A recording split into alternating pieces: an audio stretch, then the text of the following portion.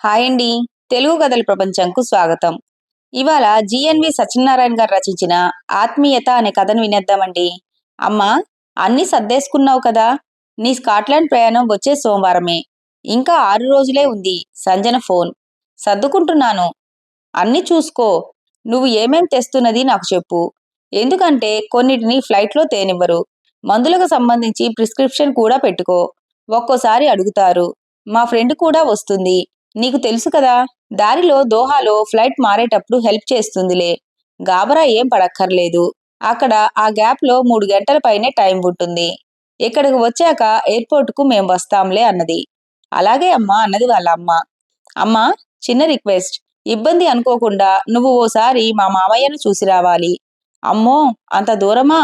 మీ అల్లుడు అడుగుతున్నారే. మా మామగారు ఏదీ సరిగ్గా చెప్పరు. ఒంట్లో బాగోలేదని తెలిసింది. ఒక్కసారి వెళ్ళిరా అమ్మా. అలాగేలే. ఈ మధ్య ఆయన కూడా ఫోన్ చేయలేదు. నేను చేయలేదనుకో అన్నది. సరే, రేపు వెళ్తానులే.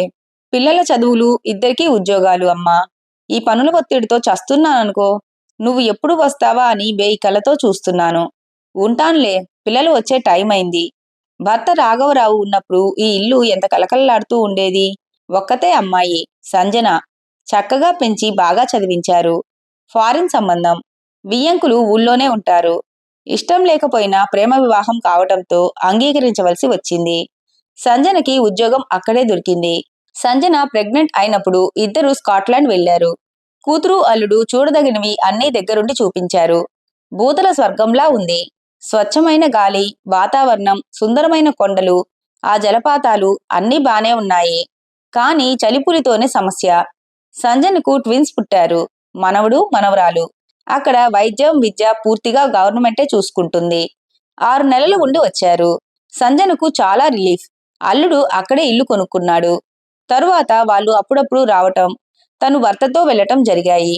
మనవడు, మనవరాలు ఎదిగారు. రాఘవరావు రిటైర్ అయ్యాక ఇద్దరూ మిగిలిపోయారు. ఇంతలో అన్నవాహికలో చిన్న పుండు రావటం, అనారోగ్య సమస్యను సకాలంలో గుర్తించకపోవటం వల్ల చివరి నిమిషంలో హాస్పిటల్లో జాయిన్ అయిన రాఘవరావు ఆకస్మికంగా కాలం చేయటంతో ఒక్కసారిగా జీవితం తలకిందులైపోయింది. ఒక్కదానివి ఉండలేవు, నీ ఆరోగ్యం మాత్రం బావుందా అంటూ కూతురు, అల్లుడు తమతో పాటు వచ్చేయమన్నారు. కాని కొన్నాళ్లు ఉండి వస్తానని చెప్పి ఒంటరిగానే కాలం గడుపుతోంది. భర్త నుండి సంక్రమించిన ఫ్యామిలీ పెన్షన్, సొంత ఇల్లు, ఏ లోటు లేదు.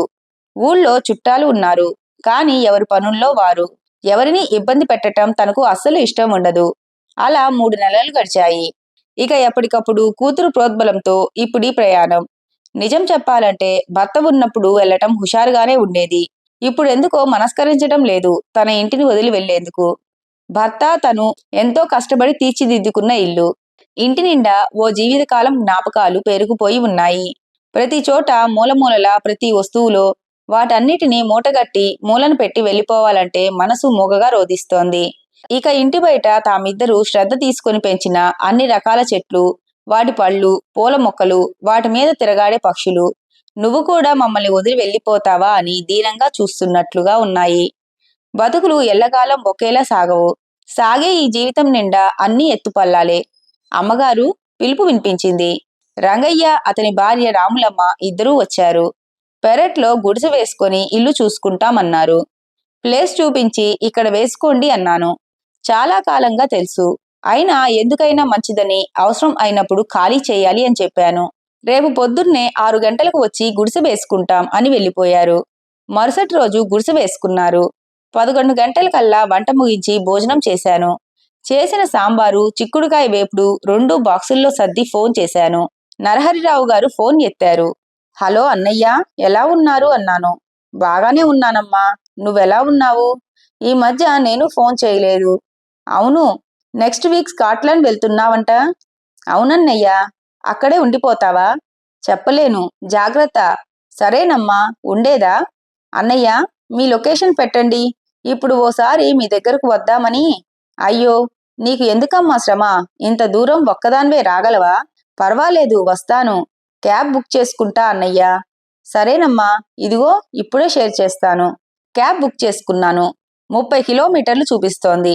ఫోన్ ఉపయోగించి అన్నీ ఎలా చేయాలో కూతురు ఇక్కడకు వచ్చినప్పుడు చెప్పింది. భర్త పోయాక తప్పదనుకొని డబ్బుల విషయాలు, పేమెంట్ ఎలా చేయాలి అన్నీ నేర్చుకుంది. ఓటీపీ చెప్పి క్యాబ్లో కూర్చున్నాను. మనసులో ఏవో ఆలోచనలు. నరహరిరావు అన్నయ్యది తనలాంటి జీవితమే. తన వియ్యపురాలు పోయి సంవత్సరం అయ్యింది. కొడుకు బలవంతం మీద స్కాట్లాండ్ వెళ్లినా ఆయనకు ఆరోగ్య సమస్యలు చుట్టుముట్టాయి. చివరకు ఆ వాతావరణంలో ఇమడలేక తిరిగి ఇండియా వచ్చేసి వృద్ధాశ్రమంలో చేరిపోయారు. 1-2 సార్లు ఫోన్ చేస్తే ఇక్కడ బానే ఉందమ్మా, దేనికి లోటు లేదు అనేవారు. తరువాత కొడుకు ఎంత బతిమిలాడినా వెళ్ళలేదు. సంబంధం కలుపుకున్నప్పుడు ఆయన్ని చూస్తే ముచ్చటేసింది. కూతురు పెళ్లి ఎలా అవుతుందో అన్న దిగులుతో ఉంటే వియ్యపురాలి కన్నా తనే ఎంతో కలుపుగోల్తనంతో మాట్లాడి అన్నిటినీ తేలికగా తీసుకుంటూ పనులన్నీ పురమాయిస్తూ పెళ్లి బాధ్యతను తన భుజాల మీద వేసుకుని హుషారుగా చకచకా నడిపించి జరిపించారు. భర్త రాఘవరావుకి ఆయనలా వ్యవహారాలు చక్కబెట్టే నేర్పరితనం లేదు. ఆ లోటు అస్సలు తెలియలేదు. చెల్లెమ్మ అలా చెయ్యి, ఇలా చెయ్యి అంటూ మాట్లాడుతుంటే తనకు అన్నయ్యలు లేకపోవటంతో సొంత అన్నయ్యలా కనిపించారు. మా ఆవిడకు చెప్పకు గాని నీ వంట తినడానికే ఏదో పని కల్పించుకొని వచ్చేస్తున్నానమ్మా మీ ఇంటికి అనేవారు. నాకు మొహమాటం లేదమ్మా నీ దగ్గర. నువ్వు ఏది వండినా అమృతంలా ఉంటుంది. ముఖ్యంగా ఆ చిక్కుడుగాయ కూర బాగా చేస్తావు. అది వండమ్మా. ఇక సాంబారు అయితే మరీను. మా ఆవిడ వండుతుంది, నీలానే అన్నీ వేస్తోంది. ఎందుకో అంత రుచి రాదనుకో. ఒక్కొక్కసారి చేతి మహత్యం అనుకుంటా. నాకు కొంచెం జిహ్వా చాపల్యం ఎక్కువ, ఏమనుకోకు అంటూ చిన్న పిల్లవాడిలా మాట్లాడుతూ ఉంటే ఎంతో ఆత్మీయంగా అనిపించారు. భార్య చనిపోయినప్పుడు చిన్న పిల్లవాడిలా ఆమె ముందు కూర్చొని ఏడుస్తూ ఉంటే చాలా బాధ అనిపించింది. పరిస్థితులు మనిషిలోని బేలతనాన్ని కూడా వెలికి తీస్తాయేమో. తన భర్త పోయినప్పుడైతే వెంటనే వచ్చి పక్కన కూర్చొని ఎంతో ధైర్యం చెప్పి ఆ కార్యక్రమాన్ని సజావుగా జరిపించారు. ఆ వృద్ధాశ్రమం దగ్గర దిగి ఫోన్ ద్వారా క్యాబ్ అతనికి పేమెంట్ చేసి లోపలకు అడుగుపెట్టాను. నరహరిరావు గారు అడిగాను. ఒకతను వచ్చి చూపించాడు. భోజనం చేస్తున్నారు. నన్ను చూసిన ఆయన కళ్ళు విచ్చుకున్నాయి. రామ్మా అంటూ ఆప్యాయంగా కూర్చోమన్నారు. గుర్తుపట్టలేనట్టు మారిపోయారు. కళ్ళు బుగ్గలు లోపలికి పోయి ఉన్నాయి. అయిష్టంగా ఏదో కెలికినట్లు తింటూ అయిపోయిందమ్మా అన్నారు సగం అన్నంలోనే. ఏంటో ఈ మధ్య తినాలంటే అస్సలు సహించడం లేదు అని లేవబోతుంటే ఆపి, అన్నయ్య నేను కూర సాంబారు తెచ్చాను అని ఆయన ముందుంచాను. నిజమా? ఈరోజు నాకెంతో సంతోషంగా ఉందమ్మా అంటూ ఎంతో సంతృప్తిగా మొత్తం అన్నం అంతా తిని, ఇలాంటి తిండి కోసం మొహం వాచిపోయి ఉన్నా చాన్నాళ్లకు నీ చేతి వంట తిన్నానమ్మా అంటూ లేచారు. ఏంటన్నయ్య అలా అయిపోయారు? నా కళ్ళను నేనే నమ్మలేకున్నాను. వయసు మీద పడితే ఏముంది, అంతేనమ్మా. ఏవో ఆరోగ్య సమస్యలు, ఒంటరి జీవితం. నా సంగతి ఎలా ఉంచు. నువ్వు ఎలా ఉన్నావమ్మా?